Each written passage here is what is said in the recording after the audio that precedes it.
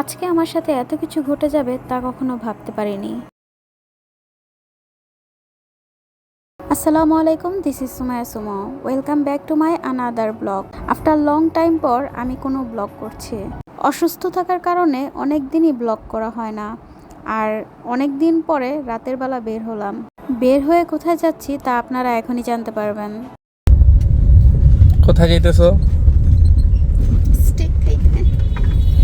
তুমি না খাওয়া, তাহলে মানে খাওয়াই না, খাবার নিচে খেতে হবে না। তাই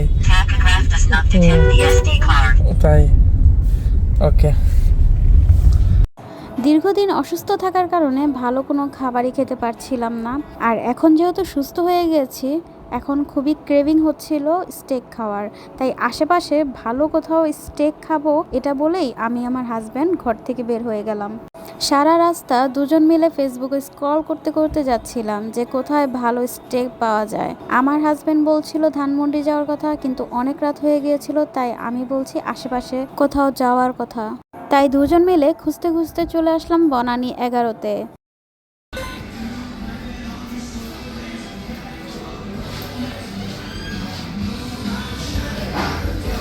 আসার পর আমাদেরকে ওয়েলকাম ড্রিঙ্কস হিসেবে স্যুপ দিল, কর্ন স্যুপ, বাট এটা একদমই ঠান্ডা। তোমাকে ওয়েলকাম ড্রিঙ্কস দিছে, টেস্ট করো। ভালো কর্ন স্যুপ বাট ঠান্ডা হয়ে গেছে, যদিও তাদের কিচেন একদম অফ টাইম।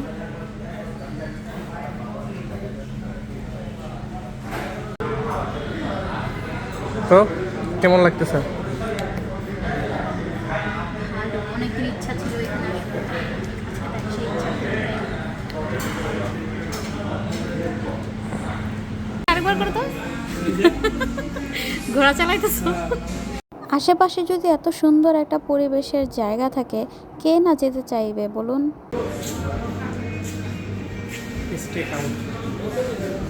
ইতিমধ্যে তো আপনারা সবাই জেনে গিয়েছেন আমরা কোথায় এসেছি। হ্যাঁ, স্টেক আউট।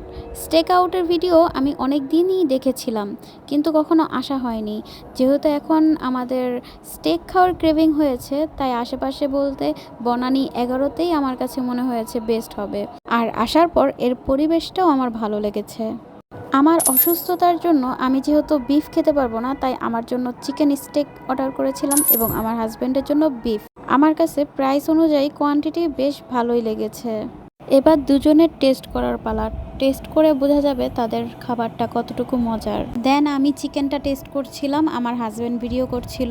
সত্যি কথা বলতে চিকেন, মাশরুম এবং ম্যাশ পটেটোর যে প্ল্যাটারটা আমি নিয়েছিলাম ওইটা ভালো ছিল, কিন্তু বিফ থেকেও আমি একটা স্লাইস নিয়েছিলাম।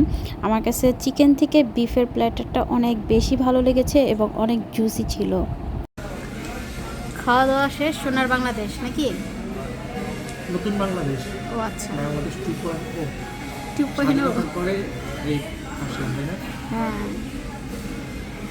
খাবারটা ভালো ছিল, বাট চিকেন স্টেকটা অত একটা ভালো লাগে নাই। বিফটা অনেক ভালো ছিল। হ্যাঁ, বিফটা অনেক ভালো ছিল। সো খাওয়া দাওয়া শেষ, চলো আমরা উঠি। আমাদের গাড়ি চলে আসতেছে। হ্যাঁ চলো। এখন হয়তো বা অনেকেই জিজ্ঞাসা করবে যে আমার সাথে কি ঘটনা ঘটেছে। আসলে রেস্টুরেন্টে আমার সাথে কোনো ঘটনাই ঘটেনি, ঘটনা ঘটেছে আমার বাসায়। সেটা দেখার জন্য অবশ্যই পরবর্তী ভিডিওটা সবাইকে দেখতে হবে, এবং আমিও চাই সবাই পরবর্তী ভিডিওটা দেখুক এবং বুঝুক আমার সাথে কি ঘটনা ঘটেছে। আজকের ভিডিওটা এ পর্যন্তই। Thank you for watching.